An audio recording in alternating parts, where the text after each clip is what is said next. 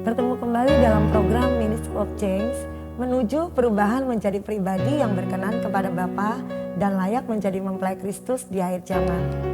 Sharing kebenaran firman Tuhan hari ini detail. Iman adalah mempercayakan setiap detail kehidupan Anda pada Tuhan. 1 Raja-Raja 10 ayat 4-5, ketika Ratu Negeri Seba melihat segala hikmat Salomo dan rumah yang telah didirikannya, makanan di mejanya, cara duduk pegawai-pegawainya, cara pelayan-pelayannya melayani dan berpakaian, minumannya dan korban bakaran yang biasa dipersembahkan di rumah Tuhan, maka tercenganglah ratu itu. Banyak orang mengabaikan detail kehidupan secara terinci dan jelas. Mereka menganggap kesuksesan bisa dicapai dengan cara yang simpel, cukup dengan garis besarnya saja. Padahal seringkali kegagalan terjadi karena hal-hal kecil dan sepele. Kita sering tersandung dan jatuh bukan oleh batu yang besar, namun karena kerikil yang kecil. Yakobus 1 ayat 25, tetapi barang siapa meneliti hukum yang sempurna, yaitu hukum yang memerdekakan orang, dan ia bertekun di dalamnya, jadi bukan hanya sekedar mendengar untuk melupakannya, tetapi sungguh-sungguh melakukannya dan ia akan berbahagia oleh perbuatannya. Penyakit jantung tidak datang sekonyong-konyong, melainkan hasil dari investasi keteledoran manusia, mulai dari pola makan dan gaya hidup. Demikian juga hidup kita. Jika tubuh, jiwa, dan roh kita mau terpelihara, rawatlah dengan disiplin secara detail. Maka hidup kita pasti diberkati Tuhan. Salomo ketika diberi 3 pilihan dari Tuhan, dia memilih hikmat. Namun hikmat yang dari Tuhan tidak dipergunakan secara serampangan tanpa tanggung jawab, melainkan dikembangkan secara detail dan terinci. Demikian pula kita, jangan hidup semau kita. Jadi sebagai anak Tuhan, saya berdoa apapun keputusan kita, dalam setiap kita mengambil keputusan, biarlah pertimbangan hati yang dipenuhi dengan takut akan Tuhan dalam setiap keputusan kita itu ada. Artinya dalam setiap kita mengambil keputusan sekecil apapun, kita harus ada hati yang takut akan Tuhan dalam setiap keputusan-keputusan kita. Sekecil apapun, sedetail apapun keputusan, walaupun mungkin keputusannya sepele, tapi biarlah pertimbangan hati kita dipenuhi dengan pertimbangan hati yang bijaksana, hati yang dipenuhi dengan hati yang takut akan Tuhan. Saya berbicara mengenai detail. Saya ingat waktu itu kurang lebih sekitar bulan 4 yang lalu. Saya mau menyaksikan bagaimana Tuhan berbicara detail kepada saya lewat Roh Kudus. Roh Kudus mengingatkan saya kurang lebih waktu itu bulan 4. Dan itu sekitar kurang lebih jam 12 malam. Tuhan izinkan saya nggak bisa tidur saat itu. Nah, waktu tidak bisa tidur, saya tahu kalau kita biasa berbicara kepada Tuhan, kita biasa punya hubungan intim dengan Tuhan, kita akan tahu Tuhan akan bicara. Dan saat itu saya bertanya kepada Roh Kudus mau bicara apa kepada saya.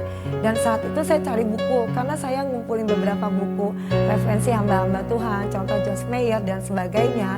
Itu saya suka membaca buku untuk tetap tinggal di dalam Tuhan. Nah, untuk mendisiplinkan rohani saya.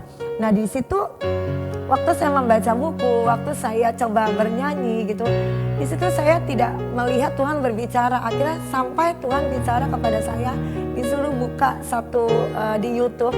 Saya bukan tipe orang yang suka melihat handphone buang-buang waktu, tapi nggak tahu gimana waktu itu Roh Kudus bilang saya suruh buka handphone saya, lalu saya melihat ada di YouTube itu ada acara namanya American Got Talent. Di sana saya cari-cari, saya sampai mau keluar dari acara itu. Saya bilang, kenapa saya harus melihat acara ini, Roh Kudus, seperti itu. Nah, akhirnya sampai Roh Kudus bukakan satu acara ini di mana ada keluarga saya ingat banget dari negara Filipina. Mereka tuh bernyanyi dengan segenap hati, dengan segenap kekuatan mereka, dan mereka melakukan yang terbaik. Dan akhirnya mereka itu juara saat itu. Nah, waktu Roh Kudus memperlihatkan itu kepada saya, Roh Kudus berbicara kepada saya berkata seperti ini. Aku mau anak-anak Tuhan hari-hari ini menyembah seperti itu. Kalau orang dunia aja dia bisa bernyanyi seperti itu, sampai mendetail, sampai gayanya, gerakannya itu sampai kelihatan dia dengan segenap hati waktu dia bernyanyi untuk perlombaan di Amerika Got Talent tersebut. Dan Roh Kudus berbicara, aku mau nak, hari-hari ini anak Tuhan itu tuh memuji menyembahnya detailnya seperti itu gitu. Dengan segenap hati, dengan segenap akal budi, dengan segenap kekuatan. Bukan menyembah waktu kita berkata Hosana, waktu kita berkata haleluya, kita mengangkat tangan, tapi hati kita nggak di situ.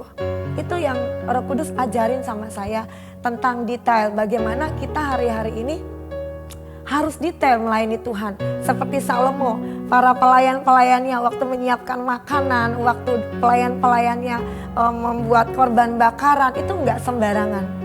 Saya belajar semenjak waktu bulan 4 Roh Kudus tegur saya mendisiplinkan diri saya untuk menyembah nggak sembarangan.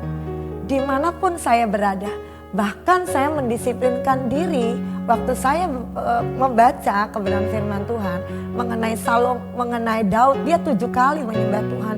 Saya mendisiplinkan diri untuk saya benar-benar memuji menggunakan waktu yang ada untuk lebih banyak memuji dan menyembah Tuhan. Secara detail dalam arti lebih sungguh-sungguh lagi. Kalau dikatakan saya menyembah Tuhan, hati saya menyembah Tuhan. Roh, jiwa dan tubuh saya sampai saya pastikan sel saya itu memuji dan menyembah Tuhan. Dan saya ingat waktu itu juga saya mendengar sebuah kesaksian khotbah satu hamba Tuhan.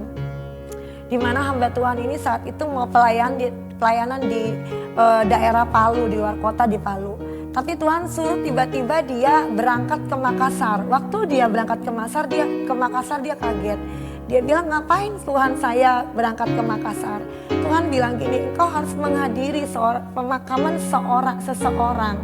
Dan dia datang waktu itu ditelepon sama anak yang meninggal bapak ini. Ternyata waktu hamba Tuhan ini sampai ke Makassar, dia kaget. Kenapa? Karena orang yang Tuhan suruh hadiri ini bukan seorang hamba Tuhan, bukan yang melayani di mimbar, atau bukan pernah namanya ada terkenal di TV. Waktu hamba Tuhan ini datang, dia melihat ada seorang yang meninggal. Ini Tuhan bicara bahwa dia orang yang kuhormati, kata Tuhan. Hamba Tuhan ini kaget. Kenapa Tuhan orang ini Tuhan hormati? Katanya. Kenapa gitu? Tuhan berbicara kepada hamba Tuhan ini berkata seperti ini. Karena orang ini penyembahannya ekstrim. Itu memberkati saya sekali. Kenapa dikatakan ekstrim? Dikatakan orang yang meninggal ini, dia tinggal di Makassar. Setiap ada hamba Tuhan dari luar kota untuk melayani di daerah Makassar, dia membuat satu rumahnya jadi tempat tinggalnya hamba-hamba Tuhan. Bahkan dikatakan orang yang meninggal ini, dia rela menjual bajunya ke tempat loak untuk dia membeli bakso buat makanan hamba Tuhan yang tinggal di rumah dia ini. Nah, itu memberkati saya sekali. Firman Tuhan lewat hamba Tuhan yang saya dengar kesaksian ini, dia diberkati sekali. Betapa orang ini menyembah Tuhan secara ekstrim.